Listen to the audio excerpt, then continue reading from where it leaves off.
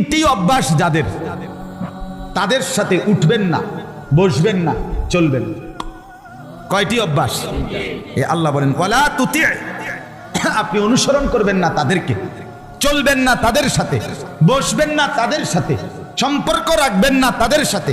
তিনটি বদ অভ্যাস যাদের। এক, মান আগফালনা কলবাহু আন যিকরিনা, যার অন্তর আমি আল্লাহর জিকির, আমার স্মরণ থেকে খালি। 3 ঘন্টা যার লগে চলার পরেও একবার নাফরমানের জবান দিয়া আল্লাহর নাম বের হয় নাই, সুবহানাল্লাহ, আলহামদুলিল্লাহ, আল্লাহু আকবার, লা ইলাহা ইল্লাল্লাহ, এমন কিচ্ছু বাইর নাই। শুধু দুনিয়া, শুধু বেড়া, শুধু বেড়ি, শুধু ভাত, শুধু চাল, শুধু লাউ, শুধু কদু, শুধু ফাঙ্গাস, শুধু তেলাপিয়া, শুধু এই দুনিয়া দুনিয়া দুনিয়া, এই নিয়েই কথাবার্তা, এগুলো নিয়েই আলাপচারিতা। আল্লাহর নাম, নামাজের কথা, আখিরাতের কথা যার জবানে নাই, যার দিলে নাই, যার উচ্চারণে নাই, আল্লাহ বলে বন্ধু তার সাথে উঠবেন না, বসবেন না, চলবেন না, সম্পর্ক রাখবেন। নারে তাকবীর, নারে তাকবীর। জরুরি। আলেম ওলামা যেখানে, আলেম ওলামা যেখানে, কোরআন সুন্নাহ যেখানে, ইমানদাররা যেখানে, মুমিন, নারে তাকবীর। বুঝলেন? মুমিন কার সাথে থাকবে? এক নাম্বার, যার অন্তর আমার স্মরণ থেকে খায়। আরে তুই কি মানুষ রে বেটা? 3টা বাজে তার লগে বাইরিলা ছেলে, এই ছেলেরা, আরে একটা ছেলে হইলে একটা ছেলে বুঝো। তুমি যদি মার সন্তান হও, তুমি যদি মুসলমানের ঘরে জন্ম নিয়ে থাকো, তোমার বাবা মুসলমান, তোমার মা মুসলমান, একটা ছেলে, আমার কথা শোনো, একজন 3টা বাজে বাইরিলা এই ফোলাডির লগে রাতের 10টা পর্যন্ত আড্ডা দিলা, 7 ঘন্টা, একটা ছেলে তোমার একবার বললো না যে দোস্ত আসরের নামাজ পড়তি না, মাগরিবের নামাজ পড়তি না, এশার নামাজ পড়তি না? তুমি কোন দুঃখে এই ইবলিসের লগে চললা? এ তো শয়তান। কথা বলেন না কেন? এগুলো শয়তান না? তো কার লগে চললা? আপনারা ইবলিসরে দেখছেন নি? কেউ কেউ দেখছেন না? চান না চিন্তা কইরা? দেখছেন নি কেউ আপনারা? আমি দেখছি, হ্যাঁ, আমি অহরহ দেখি, আমি নিয়মিত দেখি। আপনারা ইবলিস দেখেন নাই? আমি অনেক দেখছি। কোরআনে আল্লাহ বলছে ইবলিস ইন্নাশ শাইতান, মানুষের প্রকাশ্য শত্রু, আদুব্বুম মুবিন। যে কোনো হুজুরে জিজ্ঞাসা নেই, কোরআনে আল্লাহ বারবার বলছে শয়তান কি শত্রু? প্রকাশ্য শত্রু। কি শত্রু কর না? তাহলে আল্লাহ বলতেছে শয়তান প্রকাশ্য শত্রু, তো আপনি দেখতেন না কেন? না দেখলে তো আপনি গোপনে কইলে, গোপন শত্রু কইতে হইলে। বুঝেন নাই আপনি কথাটা? হ্যাঁ, বুঝা গেল। প্রত্যেকটা গুনাহ যেখানে সওয়ার হয়, যার উর্ফে সওয়ার হয়, তেই শয়তান। আপনি শয়তান দেখতেন না কেন? বুঝো নাই? যে তোমার মোবাইলে উলঙ্গ ছবি দেখাইলো শুরু করছে, মনে করলে শয়তান দেখছো না? এই যাইতে আরি, এই তো শয়তান, এই তো শয়তান। যে মেয়ে বেপরদা নিজের শরীর দেখাইয়া হাঁটতেছে 8-7 কাপড় পরে, তুমি ইবলিস দেখছো না? এই যে হাঁটতে যাইতে শয়তান, এই যে যাইতেছে রে বুড়ি, তো আপনি চিনছেন না ইবলিস? এটাই তো ইবলিস। আল্লাহ তো বলছে প্রকাশ্য শত্রু। হ্যাঁ, গুনাহ যার উপরে ভর হয়। 2 নাম্বার, ওয়াত্তাবা হাওয়াহু, আল্লাহ বলে বন্ধু জীবনটা যার মনের ইচ্ছা মতো চালায়। কোরআন কোথায়, সুন্নাহ কোথায়, আল্লাহ কোথায়, ইসলাম কোথায়, আল্লাহর হুকুম কই, রাসূলের সুন্নাত কই, কিচ্ছুর কোনো খবর নাই। তার মনে যা চায় সেভাবেই চলে। আল্লাহ বলে বন্ধু এমন মানুষের সাথে বসবেন না। এই জন্য বলি চাচারা, বাবারা, যেই 5 জনের লগে আপনি প্রত্যেক দিন বিকাল বেলা বসেন, তারা তো বিড়ি খায়, আপনি কেমনে তাগর লগে বসেন? 5 জন বিড়ি খাওয়াই না লগে বইলে ফেরেশতা তো আপনারে, এর মধ্যে আপনি যে বইছেন ফেরেশতা আপনারে মনে করবে এই 5 জনের লগে এবড়া হলো জুনায়েদ বাগদাদি, তো কি আব্দুল কাদের জিলানী, কি কোন একজন বুজুর্গের নাম কোন এবড়ারে, একটা কিছু কোন আমনে কোন ডকের কি বোঝা যায় না? হ্যাঁ, আমনে যে চিকন টুলের মধ্যে চা দোকানে 6 জনের লগে বইয়া বইয়া টেলিভিশন দেখেন, আমনে কি ডকের মানুষ বোঝা যায় না? হ্যাঁ, এবড়া এনে বইয়া কই ভালো মানুষ তো দেখি না, কীর্তন দেখবেন আপনি? চাচা ভালো মানুষ আমার লগে নাইবেন আপনি? আমার মাদ্রাসার মধ্যে 85 জন ছাত্র হেফজখানায় পড়ে, শুধু হেফজখানা, মোট ছাত্র 400, আলহামদুলিল্লাহ। তো এরা রাত্রে 3:30 বাজে উঠে, রাত 3:30 বাজে এই মাসুম বাচ্চারা যখন উঠে আল্লাহর কোরআন নিয়ে পড়তে বসে, আপনি এটা একবার দেখলে না বুঝবেন ভালো মানুষ কারে কয়। সাধুয়ানি কীর্তেন টুয়ান ভালো মানুষ, হ্যাঁ বিড়িখানার ফাঁকি দিয়ে ভালো মানুষ টুয়ান কীর্তেন, রঙিন টেলিভিশনে রাক্ষসের মতো আক করে টেলিভিশন চান, আপনি কীর্তেন ভালো মানুষ টুয়ান। আপনি কোথায় পা? ভালো মানুষ তো চা দোকানে থাকে না, ভালো মানুষ তো টেলিভিশনের আড্ডায় থাকে না, ভালো মানুষ তো বিড়ির আড্ডায় থাকে না। ভালো মানুষ যদি খোদার কসম না থাকতো আল্লাহর জমিন চাঁদ উঠতো না, সূর্য উঠতো না। নেককারের জন্য আল্লাহ দুনিয়া সাজাইছে। সিটার বাটফার বেঈমান নাফরমান নেককারের উসিলা খাইয়া যায়। আরে বেটা হাদিস রাসূলুল্লাহ সাল্লাল্লাহু আলাইহি ওয়াসাল্লামের জামানায় 2 জন সাহাবী আর 2 ভাই, আমি নিজে এই হাদিস পড়াইছি। 2 ভাই, আপন 2 ভাই, একজন কামাই রোজগারি করে, আরেকজন নবীর কাছে হাদিস শিখে, সারাক্ষণ নবীজির কাছে ইলম শিখে আর কি। তো ওই ভাই একদিন আইসা নবীজির কাছে বলছে, ইয়া রাসূলুল্লাহ, তে একটা কাম করে না, হাদিস এটা একটা কাজও করে না, সারাক্ষণ আপনার কাছে ইলমের জন্য পড়ে থাকে, হ্যাঁ হাদিস শেখার জন্য, আমি একলা কষ্ট হয় আমার। আল্লাহর নবী সাল্লাল্লাহু আলাইহি সাল্লাম বলছেন, লাআল্লাকা তুরজাকু বিহি। সাহাবী শুনো, ওই বেটারে কইছে, বড় মিয়া রে, আল্লাহ পাক তার বরকতে তোমারে খাওয়ায়। কার বরকতে? তালেবে ইলমের বরকতে, তালেবে ইলমের বরকতে। এই আল্লাহর কোরআন যারা মাদ্রাসায় ছেলেরা মেয়েরা পড়ে, খোদার কসম তাদের বরকতে আমরা বাকিরা খাই। আমার শায়েখ আল্লামা মুফতি মুশতাকুর নবী সাহেব বলে, এক রাত্রে শহরে বন্দরে যেই জিনা ব্যভিচার মদ জুয়ার আড্ডা হয় বড় বড় শহরে, এক রাতেই গজব দিয়ে উল্টে এলাউনের কথা। কিন্তু জায়গায় জায়গায় ফাঁকে ফাঁকে বিভিন্ন মাদ্রাসা হেফজখানা রাতের 3টা বাজে ছেলেরা যখন উঠা যায় আল্লাহর কোরআন নিয়ে বসে, তো রব্বুল আলামিন বলে, চেয়েছিলাম আযাব দিয়ে ধ্বংস করে দিতে, কিন্তু তোরা উঠে গেলি, তোরা উঠে গেলি বান্দা, তোদের হাতে আমার কোরআন দেখে আমি কেমনে আযাব দিই। ঠিক আছে, যা তুলে নিলাম। হ্যাঁ, ওয়াত্তাবা হাওয়াহু, আল্লাহ বলেন মনের ইচ্ছা মতো যে চলে বন্ধু তার সঙ্গে বসবেন না।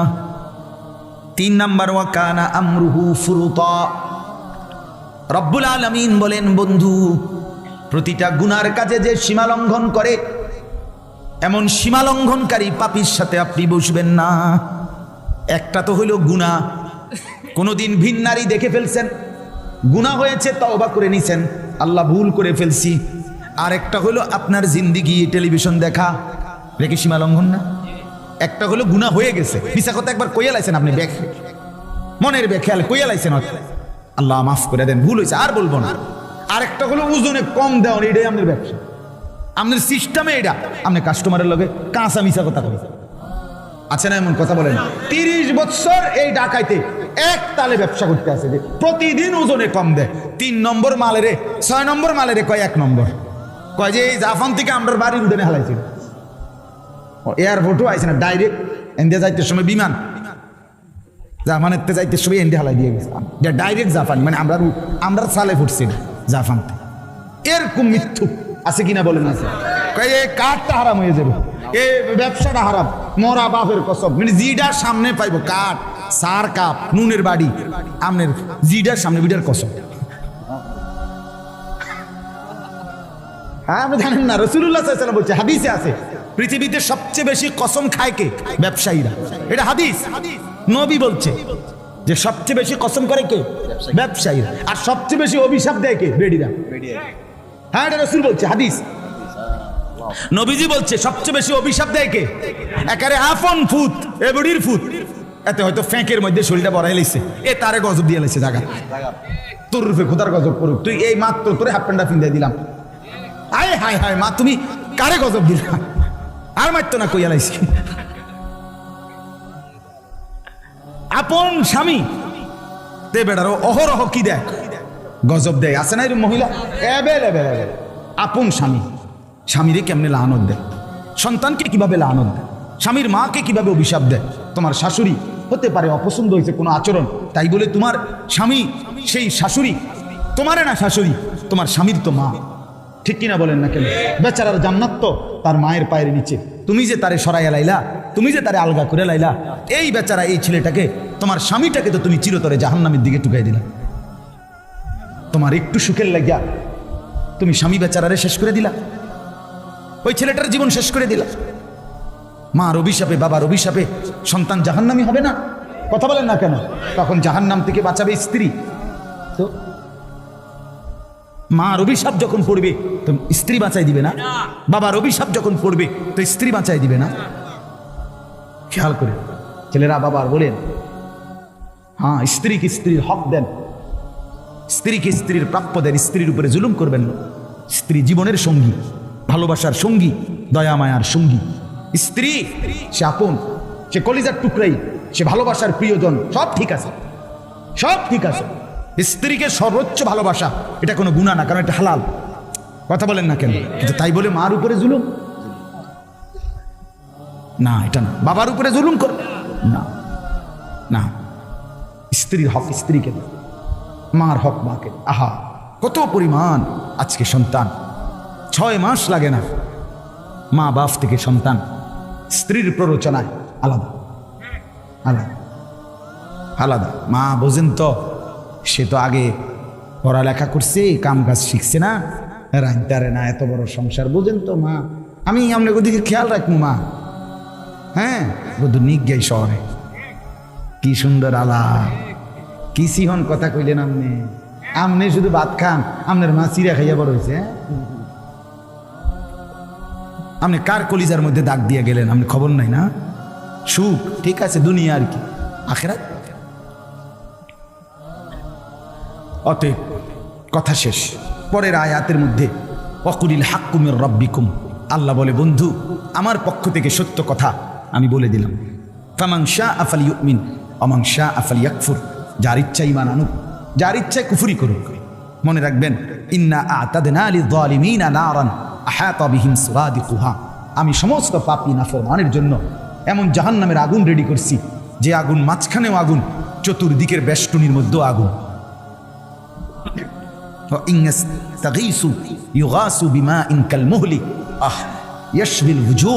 আল্লাহ বলে, বান্দা বন্ধু বলে দেন, আমার সেই জাহান্নামে নাফরমান যখন জ্বলবে, প্রচন্ড তৃষ্ণার্ত হয়ে যখন পানি চাইবে, তা এতটা গরম পানি দেওয়া হবে, পানিটা মুখে লাগবার সাথে সাথেই পুরা চেহারাটা ঝলসে যাবে। বিইসা শারাব, কত নিকৃষ্ট পানীয়, ওয়াসাআত মুরতাফাকা, কত নিকৃষ্ট ঠিকানা আমার বাপ। অতএব আজকে রাত গভীরে এই কথাটাই শুধু আপনাদেরকে বলতে চাই। ওই 28 নম্বর আয়াত দ্বারা বোঝা গেল, একজন মুসলমান যুবক হও আর বুড়া হন, আপনার সঙ্গী, আপনার আপনজন, আপনার সম্পর্ক, আপনার আন্তরিকতা হবে ইমানদারের সাথে। কার সাথে বলেন না? নামাজির সাথে, নামাজির সাথে। কোনো পাপী, কোনো সীমা লঙ্ঘনকারী, কোনো নাফরমান, তার সাথে স্বাভাবিক দুনিয়া চালবার। আমি খরচা কিনছি, খরচা দিছি, আমি গাড়ি তুলছি, গাড়িতে নামছি, আমার লেনদেন দুনিয়া, এটা ঠিক আছে, এটা তো কাফেরের লগও করা যায়। কথা বলেন, কিন্তু বন্ধুত্ব, উঠা বসা, সম্পর্ক, ফ্রেন্ড, আন্তরিকতা, ঘনিষ্ঠতা, এটা যেন কোনো নাফরমানের সাথে না হয়। নাফরমানের সাথে। মোবাইলে তোমার, ফেসবুকে তোমার বন্ধু, পৃথিবীর কাফেররাও, বেঈমানরাও, তুমি জানো না সবার সাথে বন্ধুত্ব এটা হারাম। বেঈমানের সাথে মুমিনের কি হইতে পারে না? তোমার ফ্রেন্ড এই কথার নাম দিয়া এই লিস্টে কোনো ইমানদার নেককার ছাড়া অন্য কারো নাম আসতে পারে। এরা 80,000 ফ্রেন্ড, এতটি ফ্রেন্ড তুমি ফিন্দো কেমনে? ফুল ফ্রেন্ড ফিন্দো কেমনে? তুমি তো ফুরাটাই তোলে ফ্রেন্ড, শার্ট গাও তো কেমনে? আল্লাহ আমাদেরকে মাফ করে দেন। অতএব আমার বাপ, আমরা কি বুঝাইলাম? বুঝাইলাম এটা সঙ্গী বানাবেন কাকে? ইমানদারকে। বলেন না, বলেন নেককার। নবীজি বলছে, আল মারউ আলা দীনি খালিলিহি ফালিয়ানজুর আহাদুকুম মান ইউখালিল। নবীজি বলেন, প্রত্যেক মানুষ তার বন্ধুর রঙে, গুণে গুণান্বিত হয়। অতএব তোমরা খেয়াল রেখো কাকে বন্ধু বানাচ্ছ। এই হাদিসটা পড়ছি। অতএব দয়া করে আজকে এই উখারি মাদ্রাসা, আমার ভাই আমার অনেক অনুরোধ করে অনেক আগে এই দাওয়াতটা নিছে, আল্লাহর দয়ায় আসা হইছে, আপনারাও বসছেন কষ্ট করে। আপনাদের কাছে আমার মেহেরবানি করে অনুরোধ, একটি মাদ্রাসা 3টা জিনিস চায়। 1 নাম্বার দোয়াউল মুসলিমিন, মুসলমানদের দোয়া। আপনারা দোয়া করেন আল্লাহ যেন ইখলাসের সাথে মাদ্রাসাটাকে কায়েম করে দেয়। 2 নাম্বার আতফালুল মুসলিমিন, মাদ্রাসা মুসলমানের সন্তান চায়। কি চায় বলেন না? সন্তান। আপনার সন্তান, আপনার ছেলে, আপনার মেয়ে, তারা যদি দিন না শিখে, শিখবে কি? হিন্দুর ফুতে, ইয়াহুদির ফুতে, কার ফুতে? মুসলমানের সন্তান। মুসলমানের সন্তান, মুসলমানের সন্তানকে দিন শেখাইতে হবে। আর শেখুল হাদিস আল্লামা আজিজুল হক রাহমাতুল্লাহ আলাইহি বলতেন যে এক মুমিনের যার মধ্যে নবীর ভালোবাসা আছে, তার ভালোবাসার এটাও একটা প্রমাণ যে সে নিজের বংশধরকে দিন শেখায়। কেন? যে সে বিশ্বাস করে যে আমার সন্তান যদি আলেমা হয় নবীর ওয়ারিস হবে, আর নবীর সাথে আমার সন্তানের নামও জুড়বে ওয়ারিসের তালিকায়। এটা তো আমার রসুলের প্রতি ভালোবাসা, আমার মহব্বতের একটা চূড়ান্ত সীমা। এই জন্য 2 নাম্বার সন্তান। 3 নাম্বার আমওয়ালুল মুসলিমিন, মুসলমানের দান সাদকা। আপনাদের দান, আপনাদের দান, আপনাদের সাদাকা। কারণ এখানে দুনিয়ার কাফির বেঈমান, দুনিয়ার মধ্যে যারা গুনার পরিবেশ ছড়ায়, তারা এখানে দিবেন। দিবে কি তারা? সবার নজর মাদ্রাসার মধ্যে কি কি ত্রুটি আছে। এক সুতা চুনের থেকে পান খুসলে, পানের থেকে চুন খুসলে 1000 ক্যামেরা রেডি। বুঝেন নাই? উদ্দেশ্য একটাই, মুসলমানের কাছে মাদ্রাসাকে ঘৃণিত করে। তাহলে এই জন্য আপনারা যদি সহযোগিতা না করেন, আপনারা মুসলমান, আপনারা ইমানদার, আপনারা দিনদার, আপনাদের সহযোগিতায় মাদ্রাসা, আপনাদের এই হালাল টাকার থেকে, উপার্জনের টাকার থেকে অল্প অল্প করে দেওয়া। বলেন, শুনেন কথাটা বুঝছেন? ছেলে মেয়ে বিবি বাচ্চার জন্য যে সংসার করছেন, এটার জন্য যা খরচ, এটা যেমন আপনি করছেন, আপনার আখিরাতের জন্য দান সাদাকা, এটা আপনারই জন্য। বিশ্বাস করে এটা মাদ্রাসায় দিছেন, এটা আপনার গায়ে লাগছে, তা আমনের কামাই করার টাকা যে আমনের বিবি বাচ্চা খায়, এটাও তো আমনের গায়ে পড়ে না, তাদের জন্য ব্যয় হয়। তো ওইটা যেরকম সওয়াবের আশা, খোদার কসম দ্বীনের জন্য দেওয়া, এটাও সওয়াবের আশা। রাসূলুল্লাহ সাল্লাল্লাহু আলাইহি সাল্লাম আমাদেরকে উভয় ক্ষেত্রে উৎসাহিত করছে, বিবি বাচ্চার জন্য খরচ করো, আল্লাহর দ্বীনের জন্য খরচ করো। এই জন্য আপনাদের দান সাদকা করবেন। আজকে এখন এই শেষ 2টা মিনিট, আমি দিলেও শেষ, না দিলেও শেষ। 2 মিনিটে আর যদি কেউ বলেন, মৌলানা সাহেবের কাছে বলছিলেন, এখন আর বলবেন কিনা বা দিবেন কিনা নগদ, মেহেরবানি করে যদি একটু সহযোগিতা মাদ্রাসার জন্য করেন ভালো হবে। মাদ্রাসার কয়তলার জন্য ছাদ করবে? 2 তালা। সিমেন্টের বস্তা লাগবে। যদি মনে করেন 2 বস্তা, 5 বস্তা, 1 বস্তা সিমেন্ট দিবেন, তাও বলেন।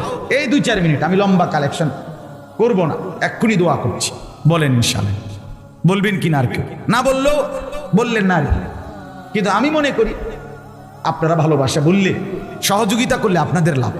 যিনি দেবেন, আমার শায়েখ আল্লামা মুফতি মুশতাকুর নবী সাহেব বলে, আমার বহুদিন বলছে, মাওলানা আল্লাহর বান্দাদেরকে শোনাবেন, নিজেও করবেন, যেখানেই ভালো কাজ সেখানেই যেন আমার নাম, এটা যেন একটা জীবনের স্লোগান হয়। প্রতিটা ভালো কাজে আমার নাম। কি লাভ হবে? হাসরের ময়দানে তখন নেকি দেখা খুশিতে আত্মহারা হয়ে যাবে, যে সুবহানাল্লাহ, কত জায়গার থেকে আমার নামে কত নেকি। বলেন ইনশাআল্লাহ। বলবেন আর কেউ? সিমেন্ট দিবেন, সিমেন্ট।